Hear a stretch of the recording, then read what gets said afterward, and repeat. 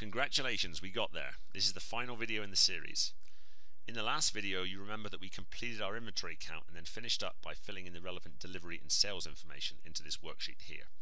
Finally, to complete the process, we have three tasks. First, we need to use the automated error checks to resolve any issues with our count. Second, we need to save our work and close the workbook. And then thirdly, we'll complete the process by using the BarEye app to convert the data we entered in the C tool into the results which will be presented in the R tool. Let's take a look. In order to resolve any automated errors, click on the Error tab down at the bottom of the workbook. And then by consulting the Total Errors cell here at the top left, you can see in this case we have one error. And we see down at the bottom right here, this error is a missing bar name error. Rather than bore you with the details of all of these different 11 errors, we've actually recorded a specific video for each one. And you can see the buttons for those videos are these red circled buttons. So to see how to solve this error, we can simply click on this, and then within our browser, automatically it will take us to the BarEye website page. It will show us this.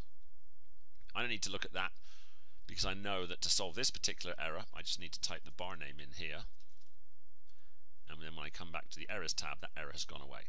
So that's part one done. As always, to save, we do Control S. And just to say it, while you'll be okay to save the workbook, if you don't have this total errors count to 0, when you try and transform the C tool into the R tool, it won't work and you'll get an error message. So ensure that 0 is there, save, and then it is important that you actually close this file down.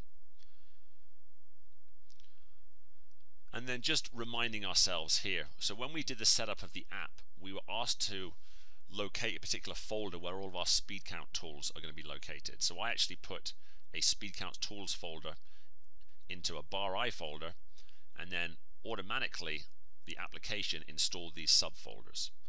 So when I downloaded the Excel sheet, I put it into the C tool. So here it is, and you can see by checking this timestamp, I've just saved this, and this is at the time right now, so I can confirm that that's the file I'm going to pick up. And also, when we load the new C tool, of course, this is where the new C tool will be loaded. In case you need a reminder, where do you think the R tool gets loaded? Of course, is into here. Let's take a look at this in practice. So to open the BarEye app, we simply double click on the desktop icon. It will take a second to open up as it checks online to make sure it's the latest version, and then we'll simply click on this Calculate Liquor Cost button, and then you'll be prompted here to select the C tool which you just saved. So again, it's important to verify the timing is right to make sure you're not opening up the wrong file, but presuming that's correct, you can do it two ways: either click and click open, or I like to double click to save time. And then you see this progress bar here, or the bar on the right, and the progress here will track. This is going to take about a minute. Hopefully you won't mind waiting this little minute, as this is much better than, imagine you were still using your clipboard. At this point you'd have to then go and transfer all this data to Excel. Essentially this is what's happening now, but it's happening automatically. When the progress gets to 95, you'll get this message confirming that the new C tool has been loaded. Click OK or press the Enter key.